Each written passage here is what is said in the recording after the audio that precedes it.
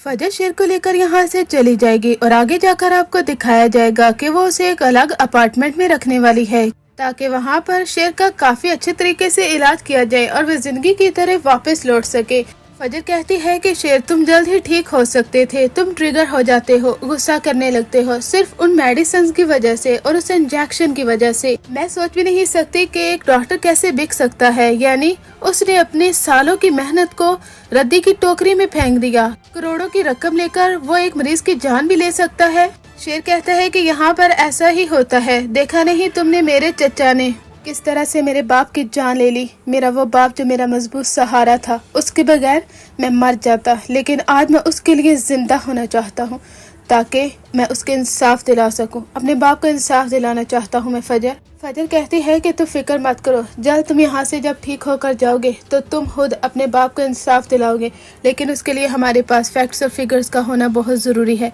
एक बात याद रखना, अगर यहाँ से तुम ठीक होकर चले गए तो वहाँ पर कभी भी ट्रिगर मत होना, क्योंकि अपने चचा को देखकर तुम्हें ऐसा ही लगेगा कि तुम उनकी जान ले लो, लेकिन ऐसा तुमने नहीं करना। शेर कहता है कि बिल्कुल ठीक कह रही हो तुम फजर, तुमने ही मेरा साथ दिया है। अगर तुम मुझे आज उस हॉस्पिटल से ना निकालती तो मैं बहुत बड़ी उम्मीद से हाथ धो बैठता। सिर्फ तुम ही तो मेरी उम्मीद थी, तुमने मुझे वहाँ से निकाला और इसके लिए मैं तुम्हारा बहुत शुक्रगुजार हूँ। फजर कहती है कि एज ए डॉक्टर ये मेरा फर्ज है कि तुम्हारे साथ जो नाइंसाफी हो रही है उसे मैं हरगिज कबूल ना करूं। इसी वजह से ही मैंने उस हॉस्पिटल से फरार इख्तियार की है। अब यहाँ पर वो काफी अच्छे तरीके से ख्याल रखेगी शेर का, यानी शेर का ट्रीटमेंट करना, उसे अच्छी मेडिसिन देना जो कि उसे रिफ्रेश फील करवाएं और उसकी मेंटल हेल्थ बेहतर हो जाए। इस वजह से वो उसे एक माहौल देती है। शेर आहिस्ता आहिस्ता जिंदगी की तरफ वापस लौटना शुरू हो जाएगा। कुछ वीक गुजर जाते हैं।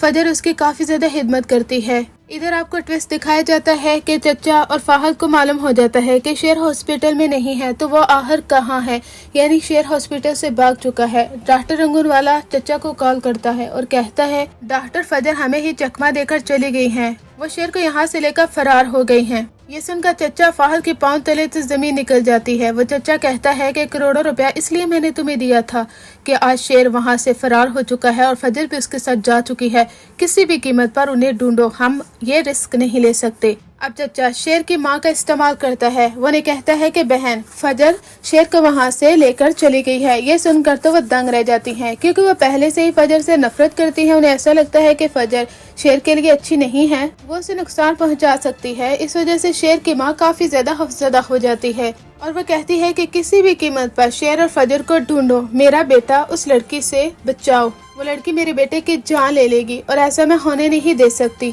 यहाँ पर भी चचा अपनी प्लानिंग करता है, लेकिन वो नहीं जानता कि आप फजर शेर को ठीक करके ही वापस लौटेगी।